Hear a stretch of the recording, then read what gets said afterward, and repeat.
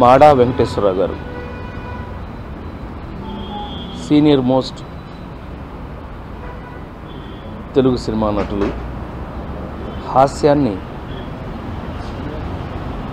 700 సినిమాల్లో దరిదాపులుగా నటించి అంతకంటే మనిషిగా అందరికీ భావాన్ని చాలా దగ్గరవుతూ అందరితోనూ మంచి సంబంధాలని ఒక నటుడికి మధ్యన భేదం లేదు అని ఆయన నిరూపించి అందరికీ ప్రేమపాత్రుడిగా ఉన్నటువంటి మాడా వెంకటేశ్వరరావు గారు ఈరోజు మన వదిలిపెట్టి దేవుడి దగ్గరికి వెళ్ళారు.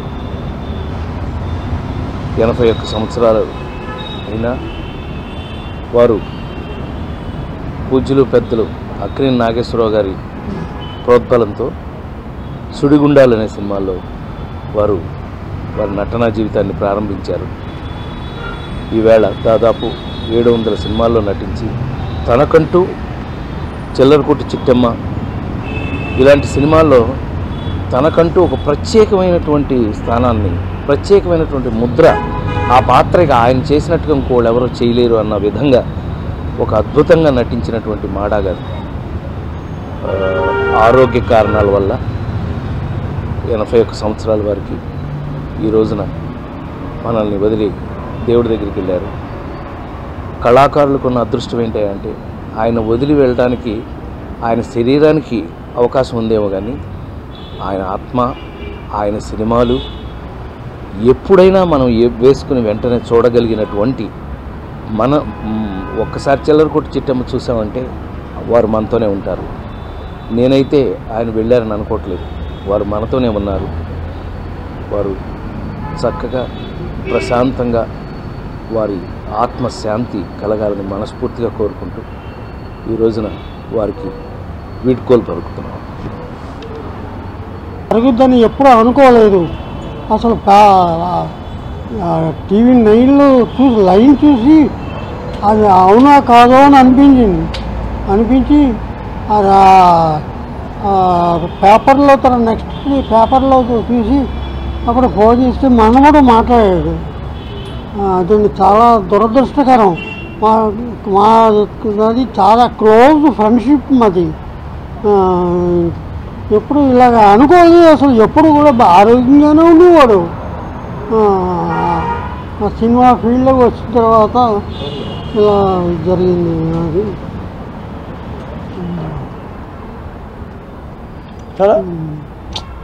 దురదృష్టక పాపం. పిల్లలంతా ఆడపిల్లలు.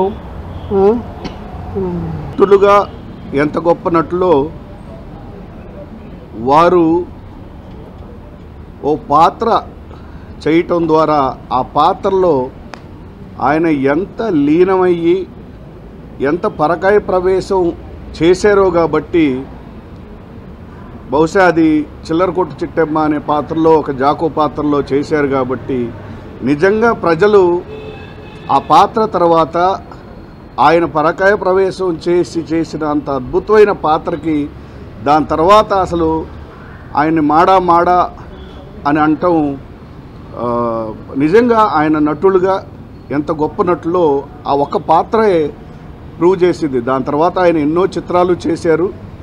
అలాగే మాడాగారిలోని ఇంకొక వెంకటేశ్వరరావు గారు ఇంకో కోణం, వారు ప్రజానాట్య మండలి తరఫున సమాజాన్ని చైతన్యవంతం చేసే ఎన్నో నాటకాల్లో పాల్గొన్నారు ప్రజా కళాకారులు. అందుకని మాడాగారి కుటుంబ సభ్యులకి అందరికీ నా తరఫున ప్రజానాట్య మండలి తరఫున నా ప్రగాఢ సానుభూతిని సంతాపాన్ని తెలియజేస్తూ ప్రజా కళాకారులకి నటులకి ఎటువంటి మరణం ఉండదు. వారు చేసిన పాత్రల ద్వారా వారు సజీవంగా ప్రజల మనసులో ఎప్పటికీ ఉండిపోతారు. జోహార్ మాడాగారు.